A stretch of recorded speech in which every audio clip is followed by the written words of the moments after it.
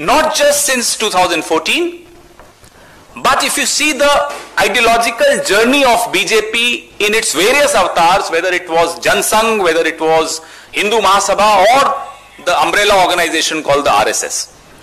The ideological journey of this organization in its various avatars has been playing on emotions, has been to keep people busy at an emotional level. And what are the emotions they try and bring?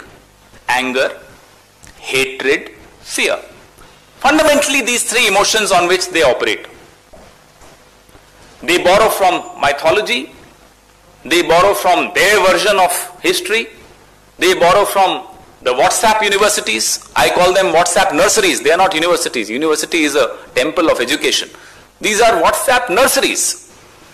They'll borrow from everywhere to generate these emotions and try and create divisions amongst each other in the society. They need villains. They'll create villains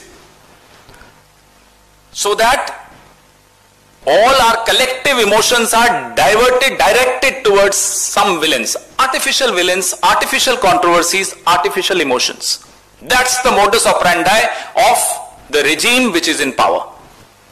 They do this to keep us blinded by overwhelming emotion. You know, these are powerful emotions. Hatred is a powerful emotion. Anger is a powerful emotion. Fear is a powerful emotion. So they'll use these emotions to keep us blinded. Why do they want us blinded?